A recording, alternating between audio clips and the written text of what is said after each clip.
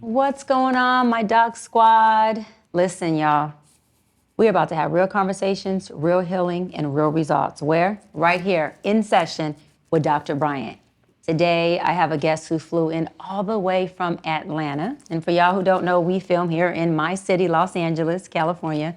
He flew in all the way from the ATL to work through and unpack his stuff, but also there are a lot of moving parts that he has never exposed, never talked about, and obviously never healed. And so I'm honored and very grateful to be able to be what I like to call, the chosen one by him, to be in his pain, for him to share his heart with, and for us to unpack these moving parts that obviously have been some heavy luggage for him throughout his life. And so without further ado, I want to introduce you to my guest today, Ryan. How you doing? I'm doing good. Thank you for having me. And I'm ready. Feel like you about to know me better than 90% of people in my life.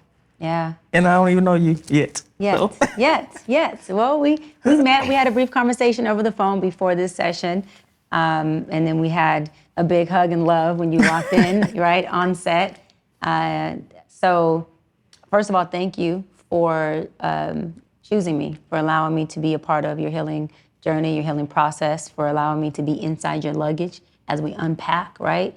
The dirty laundry that's, possibly mixed in with some of the clean stuff. Yes. But as we all know, dirty clothes at some point start to smell mildew. And if we've ever had a mildew towel mixed in with the other ones, what does it do? It starts to stink to everything else. The entire clean bunch of luggage or clothes also start to smell mildew. And so let's clean up shop. Let's work. All right? So start wherever you want to start. And then, I'll cut in and do my thing. So coming here, I just really want to just tell you about the good things, the things I accomplished. But I feel like between the pandemic and now, that part of my life is faded and went to a real dark area. And I think that part of me where I'm joyful and full of life is gone. So my craft, my job as a professional fighter just feels... As a professional boxer? Yeah, it just feels just dark. I joy, passion, and everything's still here in my heart. But it just feels like the enjoyment of life is just gone from me. And it's just like I'm just living right now. I mean, don't get me wrong, I have my days where I go outside and it's sunny, but most of the time I go outside and it's gray. And but people don't know that because I always smile, I look happy. People think life is easy. I don't have any problem because I'm a professional fighter. No, people don't know the deep problems I have, especially going back to childhood. And it kind of shaped to the man I am today. Yeah. So it's just so much. You said dark. Describe the darkness for me. A hurricane rotating in my mind, full of papers flying, sticking, and just going away. So it's thousands of thoughts. I go home at night and I lay in the bed for years. I would lay in my bed and I would fight these demons in silence and get up the next day like nothing ever happened. The demons, can you put a name or let's identify them, right? And identify them one at a time. What are they or who are they? What are they? Or who are they?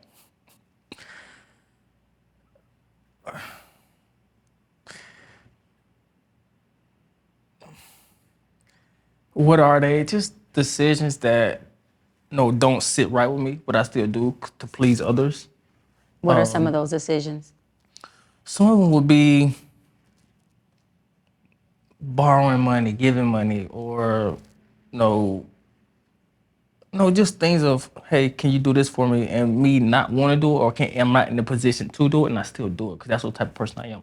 I'm a provider. I like to, purpose for me in life is to help people. But is that providing or is that people pleasing? I don't know. It is people pleasing now. Now I think about it, but for me, younger me, it's hard for me to say no. It was hard for me to say no. and that kills a part of me. And Wait, saying no kills a part of you? yeah, because it's like What does it feel like when you say no? disappointing myself or letting myself down. It's not necessarily towards the person. It's really me, like, So can I letting yourself down because you're unable to help somebody? satisfy or provide that request from Yeah. somebody else. Someone I love. Yeah. Got it. Yeah.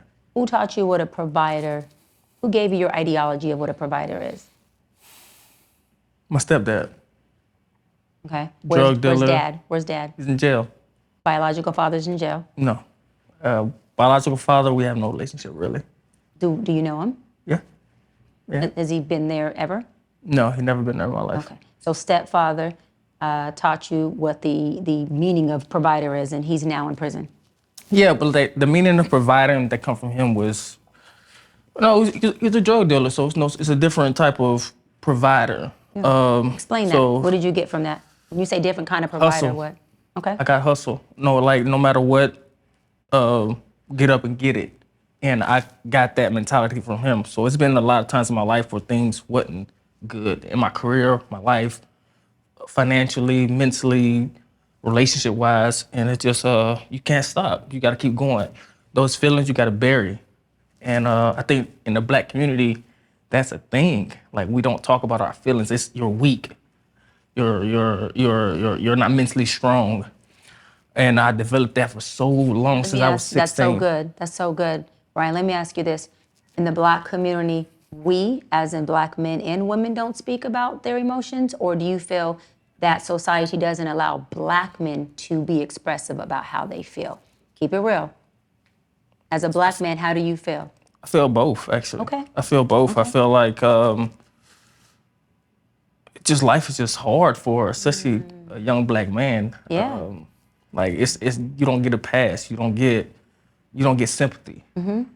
And I think that's for Black men and women, but more women get more sympathy I agree. from their agree. moms, their dads. But a Black young man, Y'all no, don't get shit. it's- Yeah, We're going to it's call it what it is. Y'all don't Yeah. get shit. Yeah, You're not like- going to sugarcoat it. You don't. Yeah, But you will get the criticism. definitely. But you will get the you can't provide. But you will get the you and nothing else because you can't. Wait, anything you can't do, we're going to put more weight, right? We're going to put more weight on your barbells. Yeah. And the only way that you can start to take off weight is if you can perform. And majority of y'all do what? You guys become damn good at performing. Whether it's performing in the bed, whether it's performing in the boxing ring like you, performing on the football field, performing whether you learn how to lie and perform, it doesn't make a difference. If it's performative, then you guys will make sure that you become the best at that.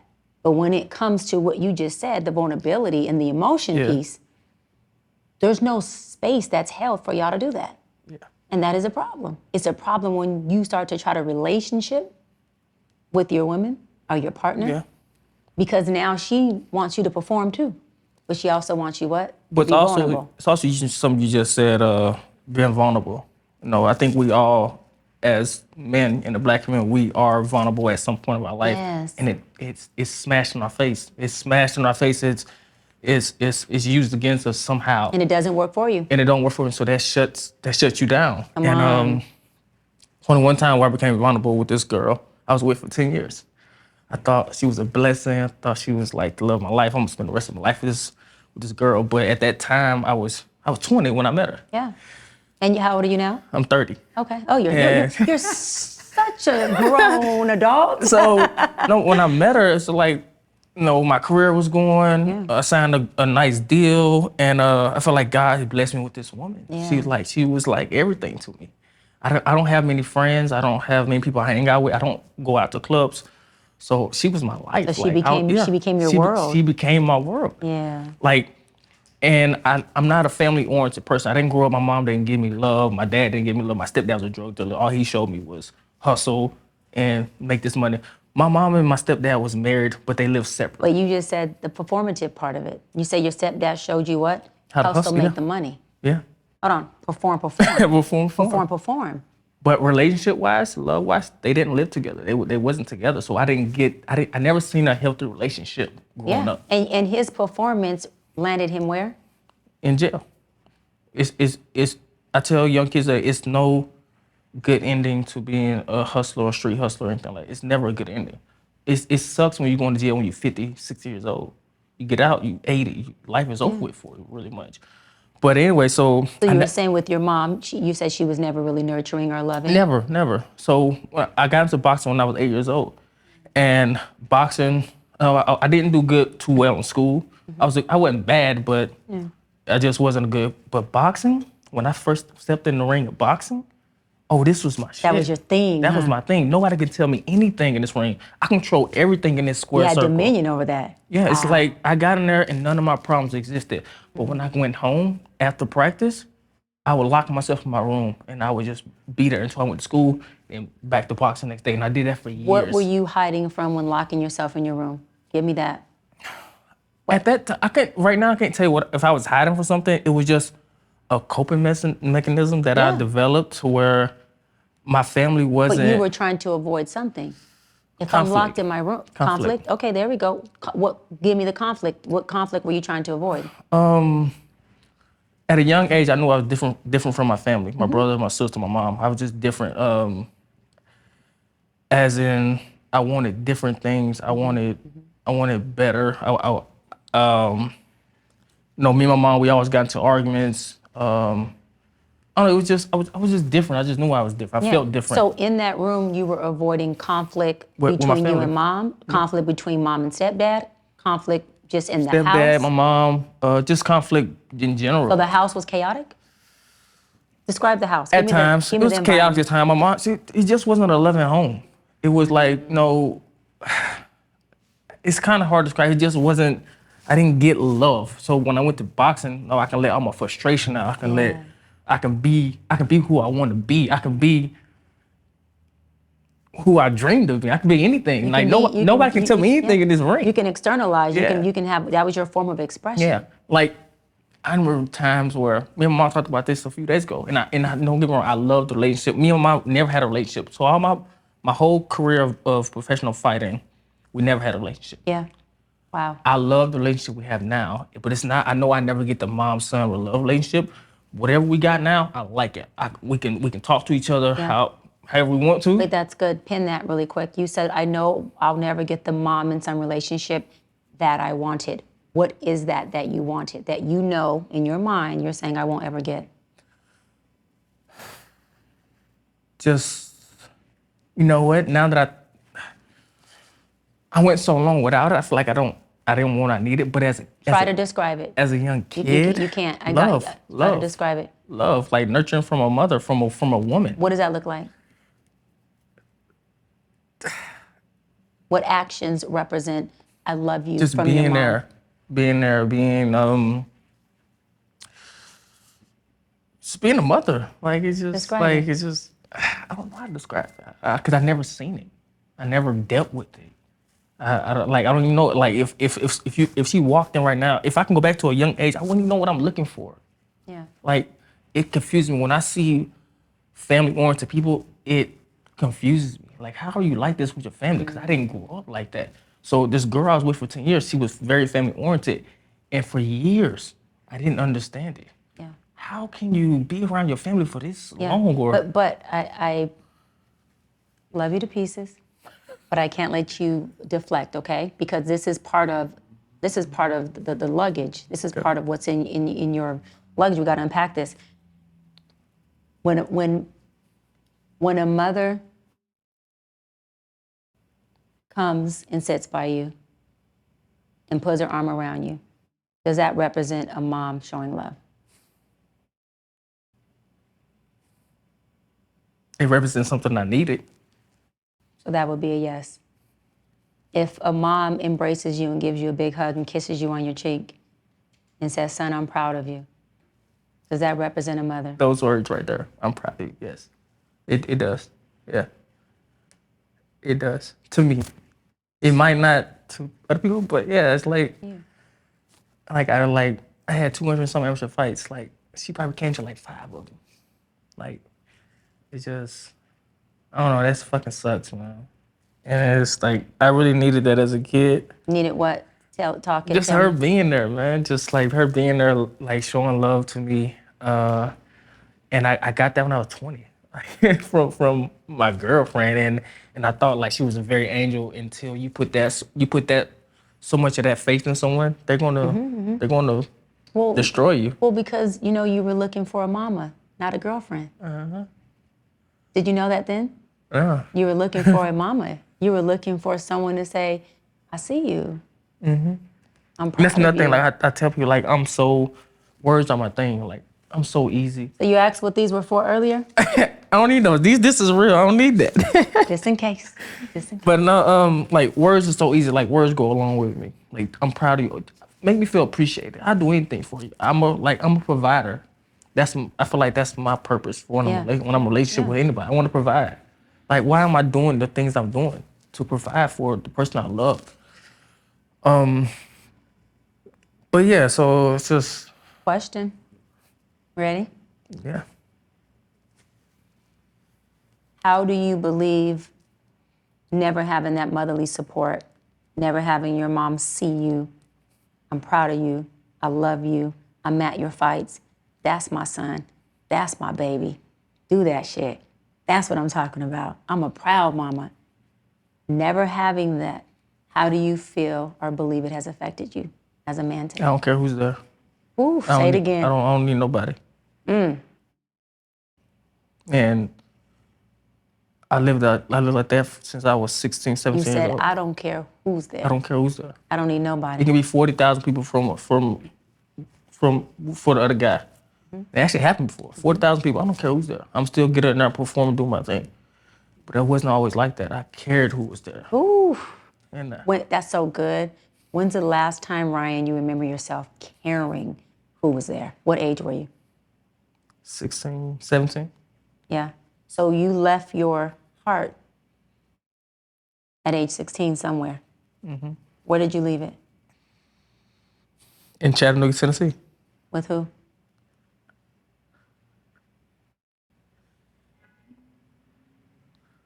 Take your time.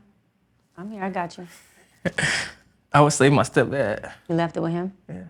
And then he went to jail and it completely just went away. Over time, just diminished to where no, I met the girl, then it's just like, okay, how can I open back up? I never did. Don't get me wrong, great relationship for 10 years. I feel. I could have been better. Yeah. But Wait, so at 16 when you left it, give me some of what you remember happened at the moment that you said, "You know what, this heart thing, I'm over this shit." okay. 16, I remember going to school one morning, senior year or whatever, sophomore, and I get called to the principal's office. I'm like, dang, I ain't did nothing yet. School just got started. You're like, "Not yet." I go in there and teacher turns on the news for me, and my mom's getting pulled over by the FBI. Ooh. So she worked for she drove the bus for the city. So she's getting pulled out. Principal said, hey, I think you need to go home. I'm driving home and my stepdad was a drug dealer, so he had all these fancy cars and stuff like that. No drug dealer things. Yeah. And I didn't go home. I went to his shop where he sold shoes and stuff like that. So I would go there and the ladies who worked there, they told me what was going on. And like 5 minutes later, FBI pulls up in like 40 black trucks. They surround the place, guns out and everything. They take everything out the shop. And I look outside the window and I see him drive by. But anyway, they followed me for like 3 days trying to find him. And this what really was a turning point in my life. And I held this for years, grudges to my mom. I feel like she turned her back on him. You feel like your mom turned your back on your stepfather? Yeah. Okay. Because I feel when things are good, if you know what your man's doing or your woman's doing, things are good. Meaning if you chose him, yes. you know what you're choosing. Yes, you know what you're choosing. For years, you know what you're choosing. And when things go bad, you don't turn your back on someone when things go bad. You stick with them. You knew what you was getting into. Yeah, when the bills were paid, you were good. Yeah. And I just felt like she just completely turned her back on me. And that stuck with me for years. And I hated her for years. So you resented her for turning her back on him. And we finally talked. And for years, I told myself, I said, I'm going to have a talk with her one day. This was years ago. I think I was 19, 20 when I said this to myself. I'm going to have a talk with her. But she's not ready because she's very defensive. Gotcha. So when talking to her, it's going to turn into an argument, into a fight, physical fight. Gonna turn into that conflict you were trying to avoid as a little boy. Yeah, I always try to avoid conflict. Still to this day, I try to avoid conflict. And that's me being, if people say, oh, you'll be able to say, oh, cool, I'm just walk away because I'm very vivid thoughts of hurting people. And I try not to get that because I black out. Gotcha. But anyway, so I carried that for years. I'm gonna have a talk with her one day. For years. Never got to that point until about last year. I said, you know what, it's time. I flew to Atlanta and I sat down and talked with her. And we had a great talk, but that shaped the relationship we have today. Nice. But she never knew these things. Good for you. I'm proud of you. No, I really am. I'm proud of you for being courageous and bold enough. But it took me over 10 years. To have that, I don't care how long it took you. I'm proud of you. Thank you. Because that's a big deal. And that takes a lot to say, when I believe my mom is ready, I'm going to have this conversation with her. But let me ask you this, why did I have to do that? Let me ask you this. How did it make you feel that you had to be the one to do it and not her?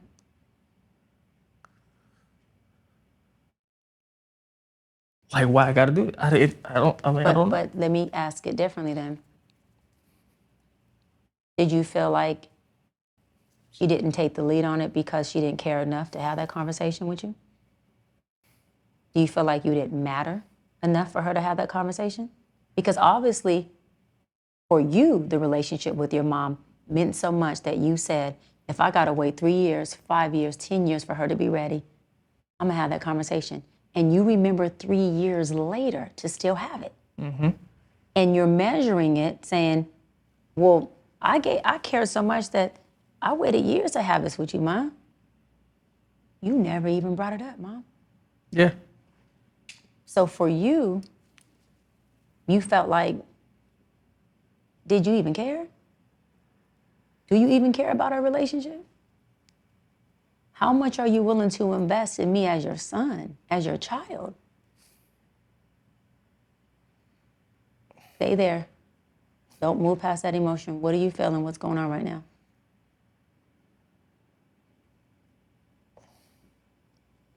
You gotta feel it. I want you to feel it. You gotta feel it. She just didn't know. She don't have it. I feel like she doesn't have that mother instinct. Is that what you really believe? That's what I believe. Or is that what you tell yourself so you don't feel the pain of saying, what if she didn't give a fuck about me? That's what I believe. Okay, good. 100% that's what I believe. That she just didn't have the proper tools. She's yeah, maybe she just didn't have it when she grew up. And that's what, when I say I was different from my brothers and my sisters, they can deal with that. They yell at each other all day. I can't do that. Do you feel like your mom left you hanging like she left your stepdad hanging? No. Okay, good. I never depended on her. So that would be a yes. But I never gave her the opportunity to depend on her. But you never gave her the opportunity to drop you because you never trust that she would hold you.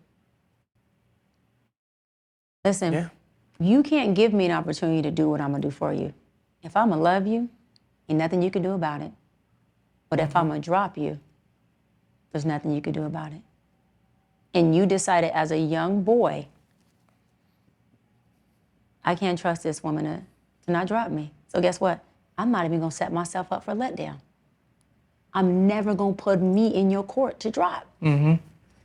So I don't need nobody. And I didn't care who's here. But internally, I'm dying. Yeah. Because I really want someone who loves me, who sees me, who got me. You ain't came to a game. You ain't supported nothing I did. And you are gonna tell me when I ask you, Ryan, did she leave you hanging like she left your stepdad? No. That answer is yes. She never had you to begin with. Yeah. So what was there to drop? That's it. So when you seen her do your stepfather like that, you know where that resentment came from? Mm-hmm. How she had done you your whole life. But at 16, you didn't have the insight to process that. You seen her do him, and it was a reflection of how she had already done you. And not to mention, however and whatever happened with her and your biological father. who was not there.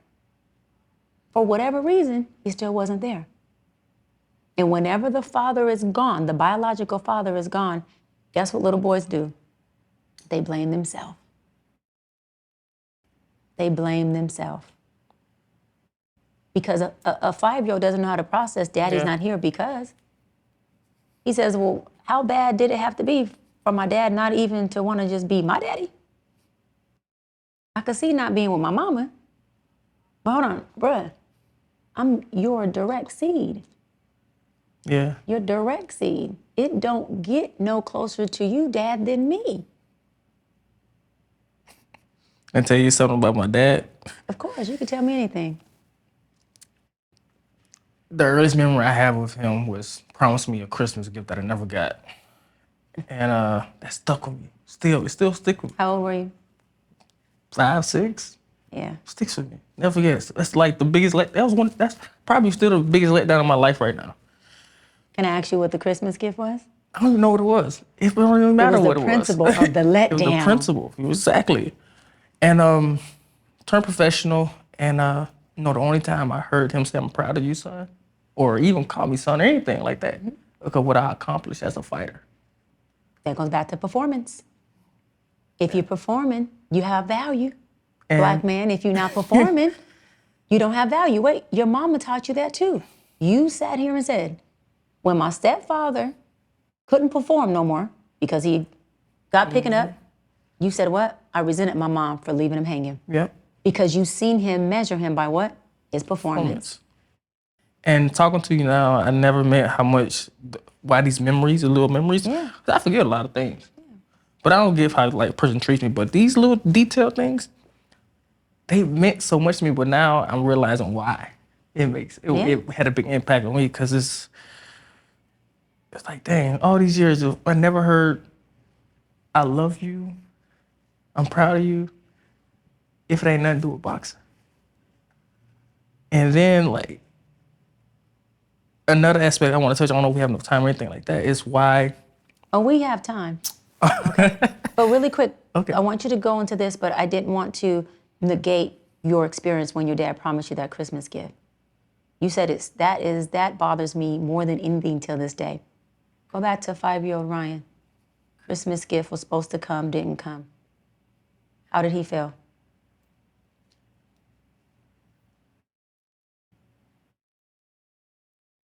Angry. Angry. Very angry. At who? Everybody. I knew. Yeah, that's why I asked. Everybody. Yeah. Like, it didn't matter what else came. And you know what? I don't know why. I never spent time with this man. I never spent time with this man as a kid. He is your father. But how could I know that as a young kid? Right. Your DNA, your biological makeup is of that man if that man never, ever stepped foot in front of you in his life. There's things innately, okay, that you have, that man has, that you never have to meet him to know. Mm-hmm. There's ways in you that he has that you don't have to meet him to know. Like you hold his DNA, his flesh. That is deep. And that's why I am so fucking triggered when fathers, I don't care what race they are, don't show up for their kids, especially their sons. You can't, there's nothing on earth that you can create or do. No, that will be anything more like you than the little human that has your DNA and your sperm. You can't do it. You can't do it anywhere. There's nothing more magical than that. To the point where you at 5 said, I ain't even met this dude. Why am I so hurt behind a man I never met? Because that is your father who dropped you and didn't show up. And let me ask you this, how do you think that makes a 5-year-old feel? That in his experience, he wasn't good enough for his father to show up one day a year out of 5 years to drop off a gift that kid didn't even care about. It was more about the father showing up.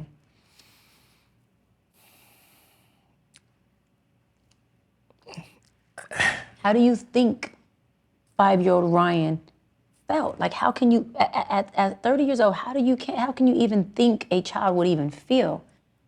It just devalued, or Come on, there you go. like just angry, and that creates the cycle What cycle? This is so good. What cycle? Say it. of You're doing a great job. not showing up, of not providing or taking care of what you sowed. And I never wanted to be like that. Oof. Still to this day, I never want to be like that. And it just sucks. What That- sucks about it? That this man that has nothing to really option to do nothing with me, as speaking of my stepdad, treat me better than he treated his own son. Treat me better than my mom, treat me better than my biological dad. This man put things into me that I value so much. And he only even knows that. Like, he don't know how much he You've is never still. told him that? No, I think I visited him maybe twice since he's been in prison, because they moved around a lot. But no, I never told him that. But like, him just providing for me as a young kid until he went to jail when I was 16, it was like I needed that. Oof. I think my life would have been so altered if I didn't have that. Wow. As even in my career, I probably wouldn't even be boxing if it wasn't for him. Like, just he didn't come to the fights, but it's different from him not coming to my fights, or my mom not coming to my fights, or my dad not coming to my fights. Come on. Cause he is just, and I know I probably shouldn't say that it was different, No, you should but say but you he showed should up so say many. it. He showed up in so many different You're other right. ways Yeah. for me to be there to do that. And like, when I come out of school, he would ask me about boxing. He would like brag to me about his friends of me boxing. Like he would talk to me a certain way, even though he wasn't seen like you. the best. He's seen you. Even though he wasn't the best father figure or Yeah. the figure.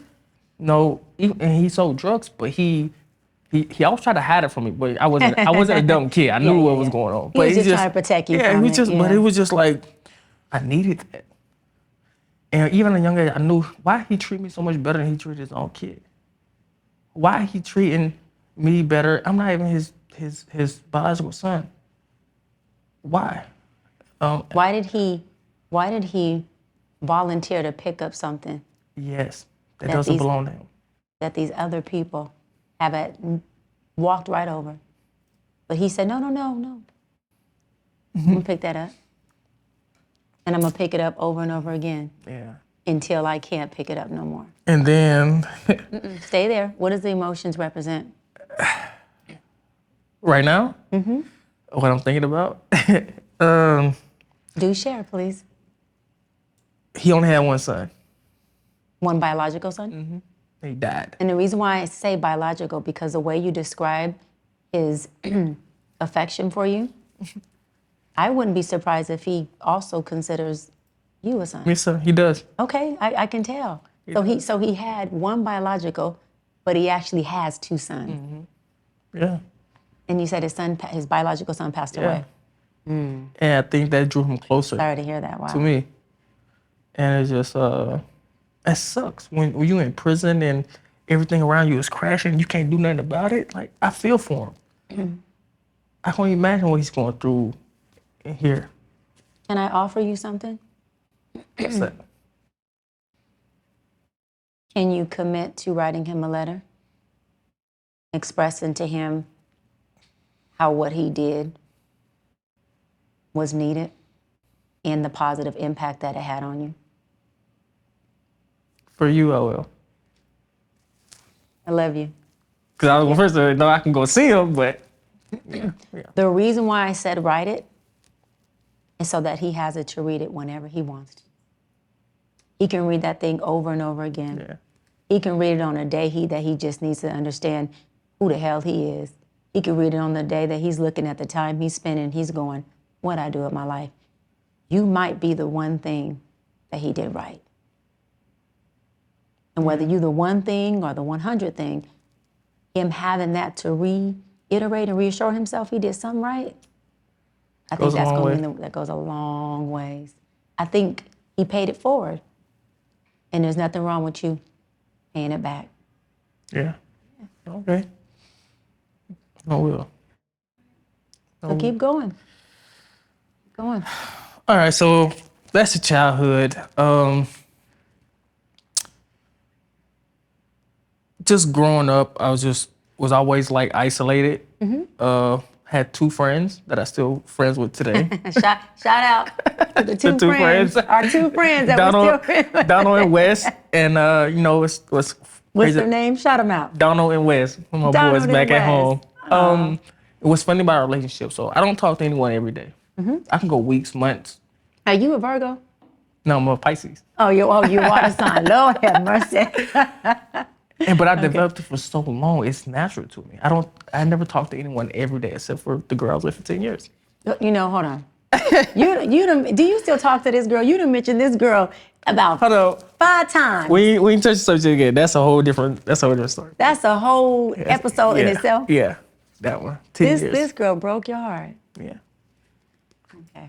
So with my friends. So With my friends. I can call them. I'm not the friend you can call every day. Don't call me every day. I'm not that friend. Barely text me, huh? Yeah. Just text me once in a while. Yes. I'm with you. I'm like that too. I'm not the gospel type. I'm a solution person. What you got a problem? Let's find a gonna solve solution. it. Yeah. Let's solve it. But I can call them 2 or 3 o'clock in the morning, 6 months from now. They gonna pick up. They're gonna pick up. These guys, they will kill for me. They're the real wealth. Yes. They're the real wealth. And we all so different. And they never asked me for it. They never judged me. They never judged me off my fights or anything like that. I can call them, talk about anything like nothing ever happened. And I love that. I never want that to change. I love that. And, I love that you're able to say that. I love that. Thank you. 2 friends. And they like been like loyalty. Just I can't even call it loyalty. I don't know what it is, but it's just like, man, like these guys. How does it feel to have people like that just got you like that? Like I can take on the world with those 2 people. You see And, how and you really can. You only need one person to believe in you. You really can't. That's what I was gonna say. Do you see the wealth of support? Mm-hmm. No, wealth is not money. Relationships will get you in rooms that money could and will never. Mm-hmm. You said something so amazing, Ryan. You said you really only need one person to believe in you. Yeah. You only need one. And you said what? I'll take over the world. Yeah. You can conquer anything. Oof. That one person to believe in, you can conquer anything. But you got 2. And I really believe that because I'm a living testimony of that. Talk about it. It was my boxing career. Like, odds against me a lot of different times. Would you say boxing was a part of saving your life? 100%. Saving my life, shaping my life. It is me, but it's a dark cloud.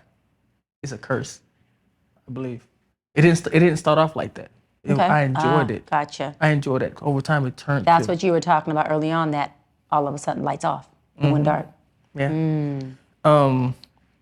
But going into the boxing career when I was professional, so I made the 2012 Olympic team, but I lost the I lost. Wait, you made what Olympic team? The 2012 United States Olympic Go team. ahead, baby. I'm proud of you. But I lost I the don't fight. care. Listen, you are not So- gonna trump something as big as you making the Olympic team. Anytime about I lost. Ain't no but.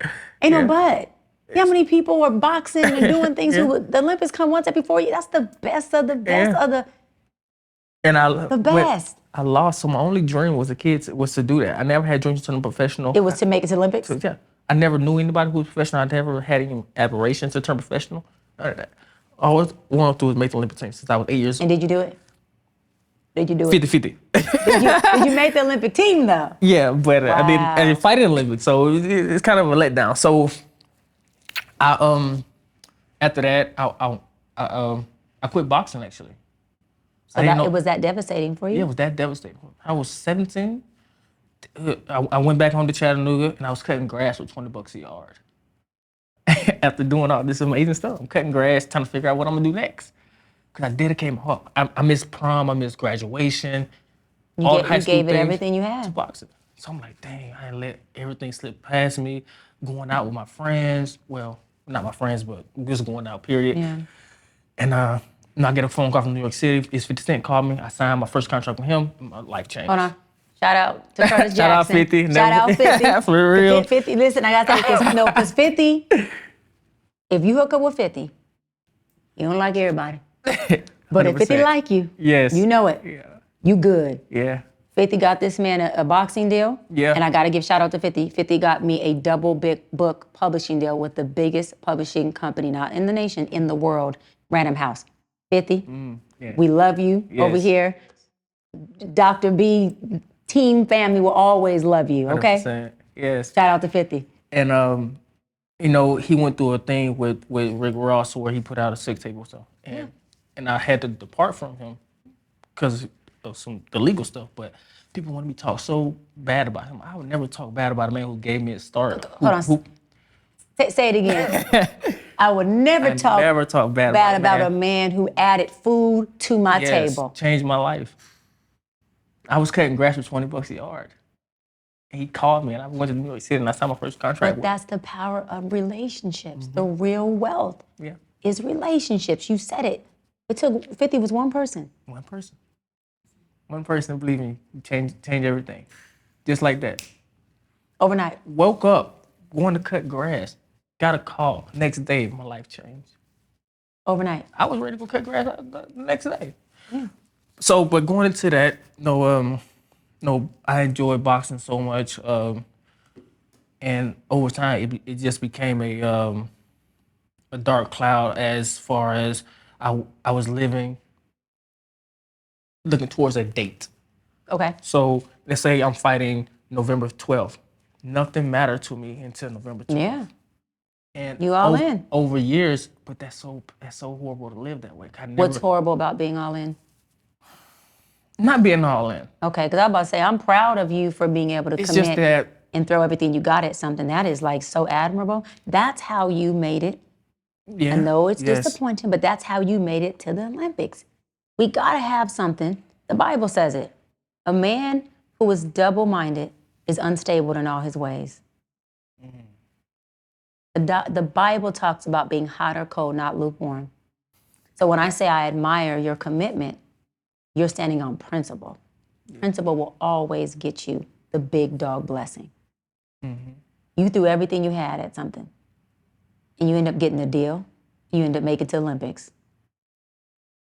You got to show gratitude and be proud of yourself for that. That's a lot. But that's the benefits of saying, I'm going to invest everything I got in this. I'm not going to be double-minded. I'm not going to be lukewarm. Yeah. I drew a square, and I'm all in. But the sacrifices. Oh, but the Bible says it's better to be obedient than sacrifice. Because you were obedient, meaning you were sacrificing things to be obedient, you said you got a call. Or did you call 50 or did 50 call? What happened? Did you get a call? I'm confused. I mean, enlighten me unless did you get a call? What Martin say? They called me. Did you get a call? Yes. Did you get a call? Yeah. So the Bible says all are called. Few are chosen. Hold on. Do you know what makes the few who are chosen? The people who respond. Y'all can look it up. It's scripture. It said everybody, all are called. But your discipline is what allowed you to respond. Because their discipline, I'm all in, that's a response. It says our response in aligning with God's will is what makes us chosen. So when you tell me you all in and you're willing to go cut grass, that's obedience, that's discipline, that's sacrifice. You damn right you finna get a call from big dogs like 50 Cent. And it won't be your last because you paid it forward. Your discipline, your obedience is what pays things forward. Yeah. So being all in is what you were supposed to do. That's what commitment is. Commitment is I'm gonna do what I said I was gonna do regardless of how I feel. Yeah. And I'm gonna stand on it. And you get deals. And you're only 30. Things ain't done. I know it went dark, but you ought to understand too that God turns the lights off sometimes. Yes. You know why? He turned the wrong way off for me. Off. But you know why? Because sometimes he needs you to only hear his voice. And the things that we are seeing become distractions to what we need to hear. Are you hitting so many spots? Tell me why. Because I didn't hear a voice. I didn't hear nothing. I just had to go through it. It was fucking hard. It was like I was ready to meet the angels. It was hard. I didn't hear a voice. Yeah,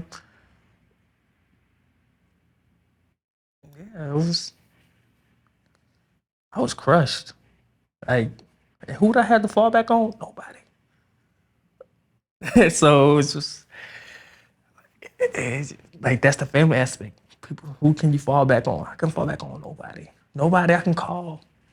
I got a lot of people I know. Boxing opened a lot of doors for me. Hold on, you said I know. I got a lot of people I know. Hold on. Or no one I can call. Yeah. That's a word. There's a lot of people y'all know, but how many of y'all can actually call somebody? That's real. That was so good. But when you up, that phone never stops. I'm pretty sure you know that. But I love you. I'm gonna go there. Let's go. You set yourself up for that. You know how? Not knowing. Not knowing. You definitely didn't know. But can I tell you how? How? Because you put all your value in being performative. That's the only way I knew. That's the only way you knew. But today, we're gonna change that. Because let me explain something to you. If my world is set up on how I perform, I have no relationships. Yes. I got business. It's all transactional. Performance is transactional. If I set it up on a relational, on a heart space, on vulnerability, on connection, like them two dudes you say you can call at 2 a.m., there's no performance in that. Right. It's just, we in this because I'm connected to you as a person, not connected to what you can do or how you do it or how you perform. No, I'm connected and fused to you. So everything you do out here, it's cool. And I may not plot as loud for you out there, Yes. but I'm always applauding for you as a man, as a human, as a person. When people are so performative, you got to be careful about who plugs into who you are, or should I say what you do and not who you are. Because that also ends up being a beautiful mansion that's homeless. Oh, phew. Definitely on. And me and my friends, we plugged into each other. Because they not gonna get a motherfucking performance out of me. They gonna get a human being with a whole lot of imperfections, a whole lot of conditions, a whole lot of trauma that may show up. And I need to make sure they can plug into who I am. So whatever I do becomes an incentive. And how do I know that? Because I have friends, my circle of wealth, who have worked for me, worked side by me, and have my back. And they have done jobs that are six-figured paying jobs for free in my career for years. My assistant, my producer, I always bring her up, Lola Yates. She's my traveling assistant here. She's the producer that you've been working with. She's worked for me with my attitude, with my bossy ways, with my perfectionist personality for years. Dealing with my bullshit alone is $1 million deal, okay? And she's done it and didn't get paid a penny. So whether I performed or not, she was plugged into me. Love that. And to your point, because of people like her, not just can I have conquered the world. I have, and I will continue to. Because solid people like that give you shoulders to stand on that money can never buy. Never buy. So I want to say, you created a performative transactional world. Not because you tried to, but because you learned to. But you came from a performative transactional world that also didn't give you any internal substance because you moved around hollow and empty on your own. Then you say, why did God make things go dark? Because he needed you to shift something. And to your point, if we don't see it and we don't know it and we don't have the awareness, I'm gonna say it again, if we don't see it or have the awareness of it and it is deteriorating us, it is not serving us, God cuts out our ability to see. And he puts us through what I call the Moses journey, an experience for us to feel. Because the best way to get somebody to move or change is to have them feel something. Because you gonna move when it comes to that. You gonna move. You gotta wiggle. Because now you're uncomfortable. So God said, okay, I see you comfortable in something that is gonna demise you. Well, let me make you uncomfortable so that we can shift it. And it's only shifting for your better. God says in Jeremiah, I know the plans I have for you. Plans to prosper you, give you a good life. The last part is the part I want to give to you, not to harm you. So if I make it go dark, it's to do what? Prosper you. It's to do what? Give you a good life. It's to do what? Not to harm you. Because I seen you about to do some things you couldn't see that wouldn't prosper you, wouldn't give you a good life, that would harm you. So what I do? Lights off. Lights off. And you said, where are you at now, God? Where you at now? When I was boxing and doing good, God, I felt you. No, God said you felt them because they banking on your performance. I'm not banking on your performance. I know the plans I have for you. So whether you box or don't, I got you. God says you make your bed in hell. There I am. So he put you in hell so you can see. There I am. And that's what shakes up change. Our darkest moments is what builds character in us. And it shifts things. It takes us out of a darkness we didn't know we were in. All God did was take away the external stuff. You went dark. Very dark. You went dark. You're right. But it's to show you that the real value is not in the external. It's in you. But again, little Ryan was never taught that he, as a young man, was valuable. So he put value in all these external things. But God who loves us will tell you, nah, you valuable. Boxing wasn't on you, it was in you. Value wasn't on you, it was in you. You are the value. You are the boxing glove. You are the one who hits. Excuse my language. People gonna get mad. It's all right, guys. You that nigga. I'm gonna say it how it is. You him. You him. So even when I strip you of all of these tangibles, you should know that you that dude. It happened with Adam and Eve really quick. Eve ate from the tree of deception. They were already naked. Watch this. They were already naked. God created them naked. She ate from deception. God came back. They were covered up with fig leaves. And guess what God said? Watch this. Who told you you were naked? Do you hear what I just said? God asked them, who told you you were naked? What does that tell you? That God didn't tell them they were naked. Hold on. Someone deceived them. The information they gave. Who told you you were naked? And then God still covered them. God. So what am I saying that for? When you went dark, whatever thoughts that were not what the Bible tells us to think on, it says think only on the thoughts that are positive, prosperous, and praiseworthy only. If those are not the thoughts that are serving you, then I would ask you, who told you you were depressed? Who told you you were dark? Who told you you didn't have it anymore? Who told you your career was over? Who told you you weren't good enough anymore? Who told you you couldn't do this? Who told you them days was done? That means that there's something deceptive that is talking to you.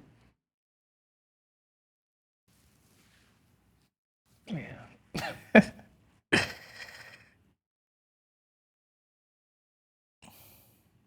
Whenever you're out of alignment with thoughts that are telling you the truth about yourself, which are you were amazing, you're the dude that 50 called for a deal. He could have called anybody.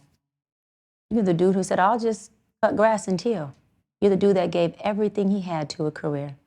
You're the dude that made it through no father, a stepfather who went to prison at 16, a mama who completely dropped you, and still made it on top. If you don't hear that voice, then you need to ask yourself, hold on, who told me I wasn't that dude? Who's talking to me right now? The Bible also says, what reports will you believe? Are you believing the reports of the deception? Or are you going to believe the reports of the person who created you? Who said, I know the plans I have for you. I knew you before I formed you in the belly. See, humans could drop us. God made promises. Yeah. And guess what he said? My promise will never return void. If I said, I got you, I got you.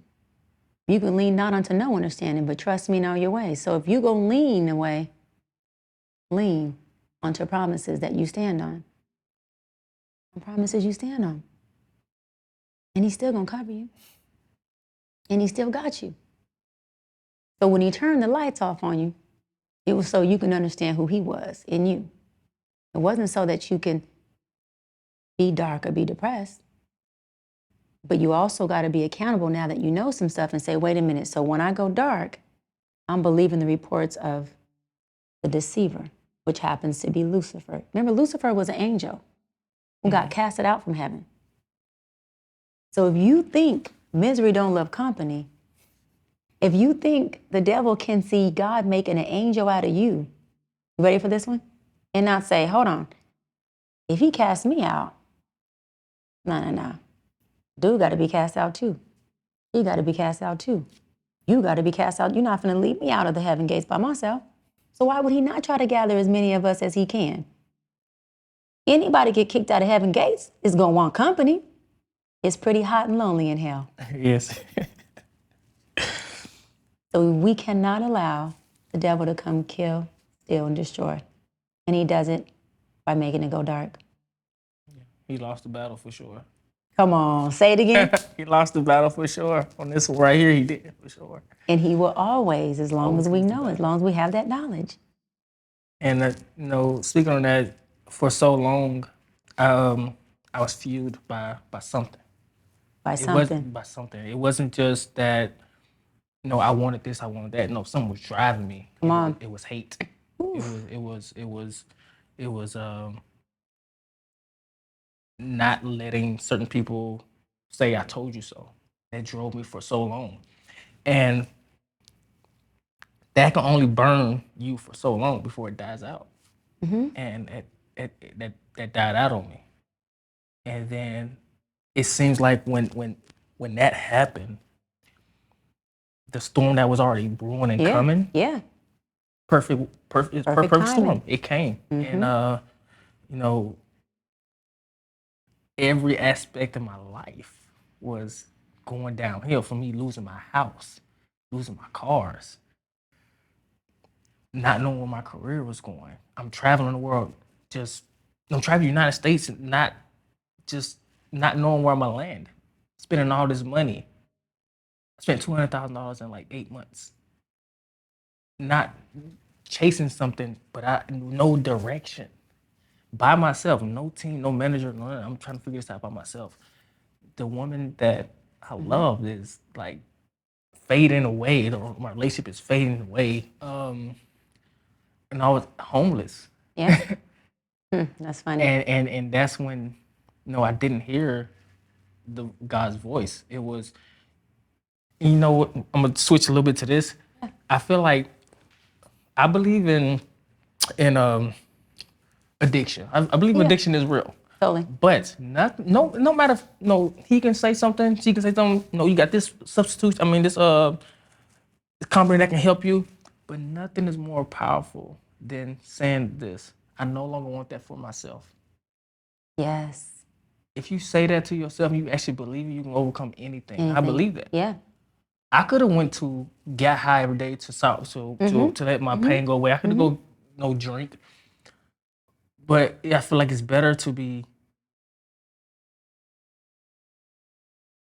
depressed and sober than happy and high. Or you just a preaching with your little self and don't even know it. The Bible says to be of a sober mind. You just a preaching.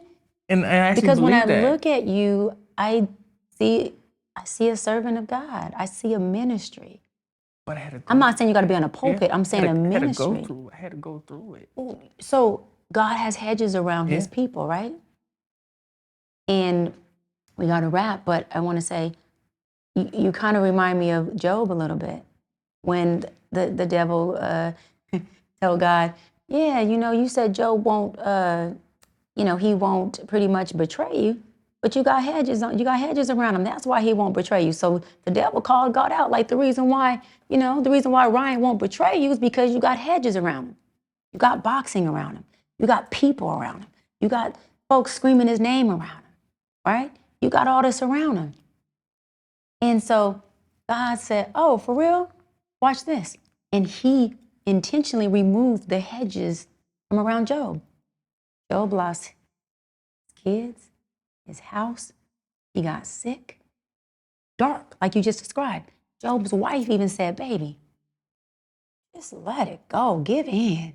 You know what Job said? Just what you said. He said, now, Job didn't curse. I'm a cursor. I imagine if it was me, Job said, not a chance. 100%. I'm going to stand on it.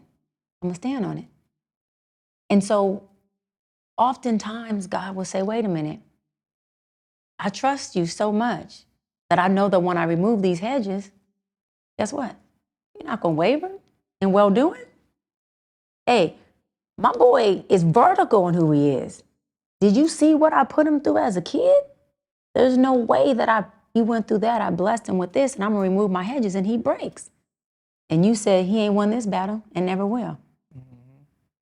That's a ministry right there. That's a testimony that so many people, especially Black men who are still in their darkness, who are still trying to figure out their ministry, who are still processing through their stuff, they need to hear that. They need to see that. And you said it perfectly. You said, no, it went dark. I didn't hear God's voice because he removed the hedges. And he said, all right, one of my best. And the devil said, I tried everything. Yeah. I took his house. I took all of it. Everything. When you was quoting this thing, this stands out to me. One day I was flipping through the Bible, just flipping through it, and I landed on this page, the book of Micah.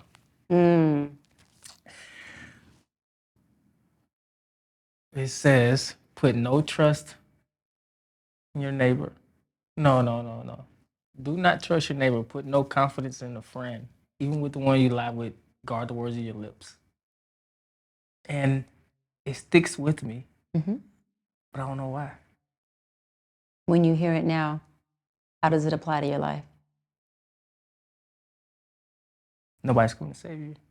Ooh. Because what cross did Jesus carry? Carry his own cross. And the disciples carried what? Their own cross. Yes. And he was crucified with who? By himself. And he resurrected 3 days later with who? By himself. Okay. And he is now who? The Messiah. I mean. It sticks with me. And guess what? I've learned that carrying my own cross built me. And if I had to do it all over again, and God said, who would you choose to carry it? I said, God, I'll fight anybody pick up my cross. Because the way I'm built for my cross, I'm good. I'll take it again. I'm carrying it. And I like people, like disciples who I can look side by side, behind me or in front of me, who I know can carry their weight too. I don't want nobody around who either wants to or needs me to carry their cross. Mm-mm. Mm-mm. They don't work like that. I love you. Thank you. I do. And I am very proud of you. Was that uncomfortable to hear that? A little bit. I ain't gonna lie, a little bit. Well, I do. I'm proud of you and I love you. Thank You you are so a much. beautiful And actually, person. no, it means a lot to me because I don't hear that a lot. So, no, I tell people if I'm dating somebody, I say, hey, the way to get to me, words. Just let me feel appreciated. I'm open to you. Make me feel appreciated. I tell anybody that it's easy. I'm giving you the book. Make me feel appreciated because I never had that, never got that. Easy. Right? You are a beautiful, no, you are a beautiful man. Thank you. Internally, like your heart is beautiful. Thank you. And I want you to trust it more. I want you to trust it more. I want you to trust it to feel, to love, to be loved. To be hurt again, over. And I want you to trust that you know when to pivot, when need be. While we're talking Bible scriptures, it says, guard your heart. Right? Yeah, it does. But it doesn't mean not use it. Because I want you to build a world of substance. And I want everybody in your world to be a direct reflection of God's love for you. And those people won't give a damn about your performance because God can care less. He can care less how you perform. You can come to him in any form. He does not care. Do you receive that? Yeah, I did. So as we wrap, I want to end on you telling me what you know now that you may have not known before our session, and what do you feel now that you may have not felt before our session? I felt like I can more understanding of my childhood trauma, especially the moment where I felt like my mom betrayed my stepdad and my dad promised me things that didn't happen because I carried that for a long time. And just knowing God is always there for you. Like, even though you might not hear him and you still got to put the work in yourself. I definitely got that. But most importantly, the starting from the beginning, because I always go back to like, why am I like this? Why do I want so much different why do I want different from my future family that I never got? I never even seen it. How can I know if I'm gonna do this because of what I went through or what I was accustomed to? So it's just more clear. Even though it's some things we didn't touch on that I actually want to talk to you about, but I know we probably Yeah, we'll can probably do a part two. Yeah. Probably do a part two. Because it's some things that's way deeper that bothers the hell out of me. I cry. Still today, I can be driving down the street and I just start crying because I'm so hurt. Still, I'm not healed. Even though I feel like I'm a better version of myself now than I ever was before because I went through these things, it still fucking hurts. Bad. Like unbelievable bad. And Is it tied to parental or childhood stuff? no. It's tied to you.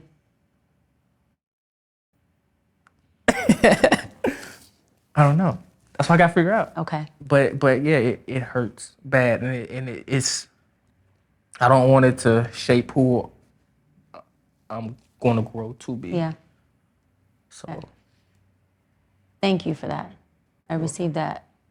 I want to leave you with something, a tool for what you just said. I feel it, it hurts, I don't know. I hear thoughts, I feel right things that pain me. I want you to use the biblical principle that says you have dominion, you just have to possess it. How do I want you to use it?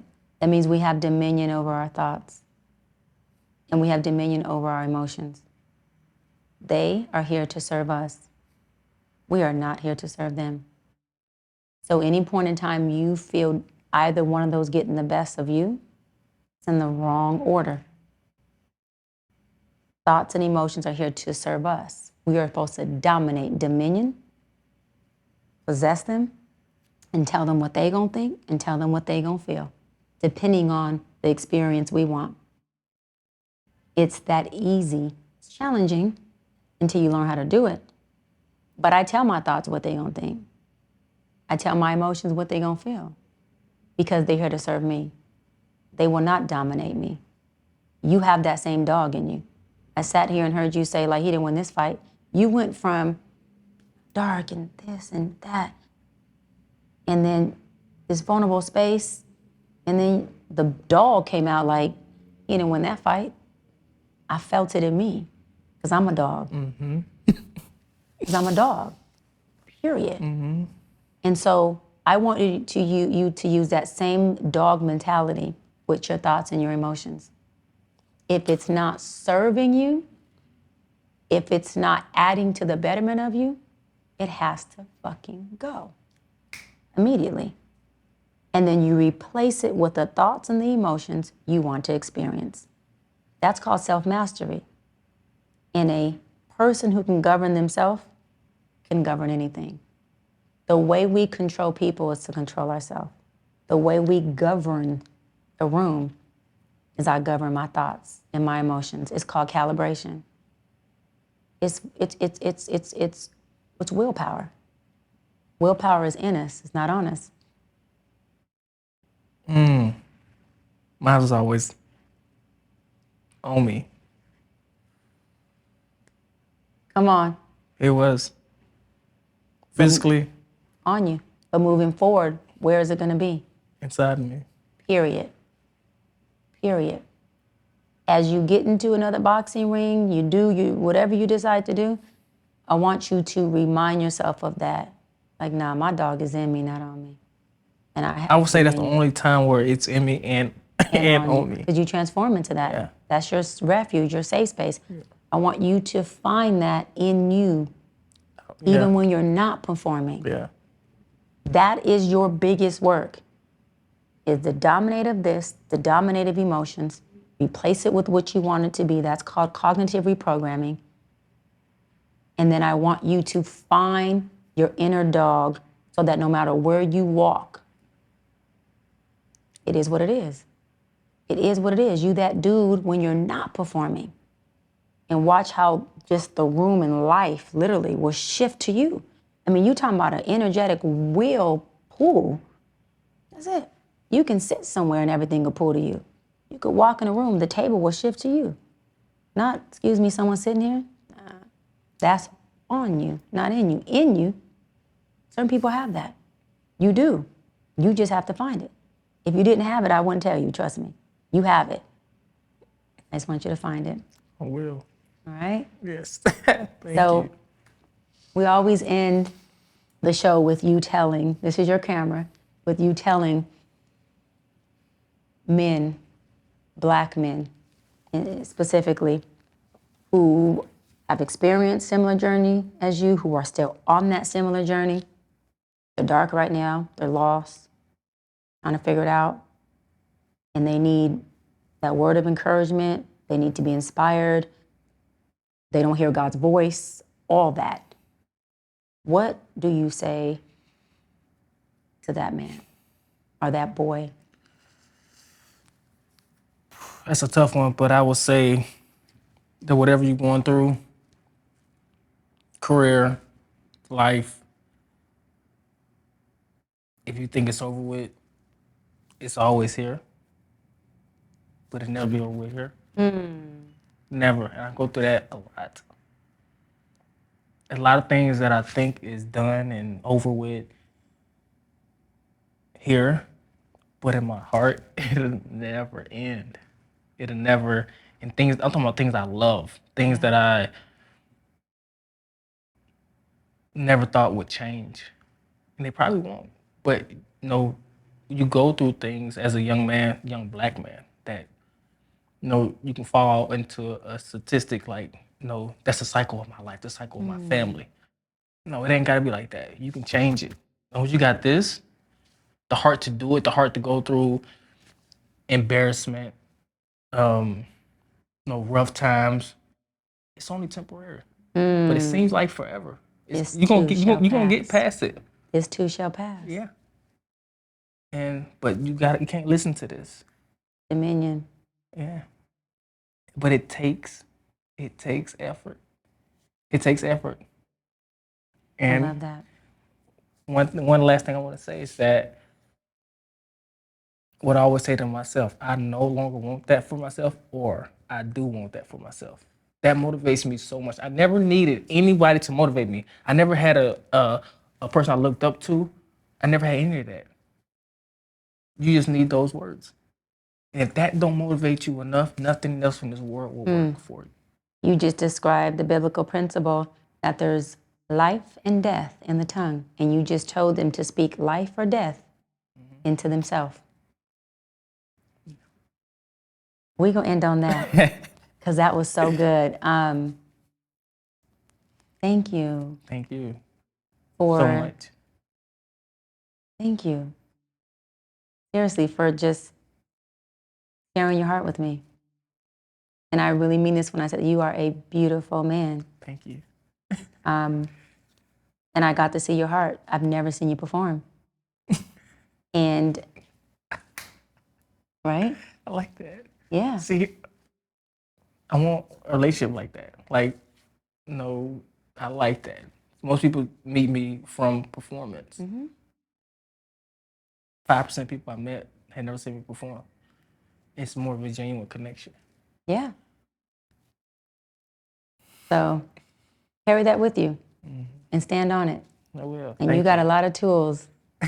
So I love you. I'm proud of you. Thank you so And much. thank you again for opening up. I always say healing is not easy. And it damn sure ain't easy doing it on cameras and in front of millions of people who watch the show.